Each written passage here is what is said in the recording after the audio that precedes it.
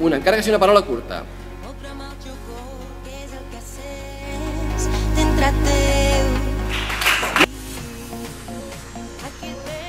Vinga, Adrià. Irene i Laura, molt bé. Ara anem pel faristol difícil, eh?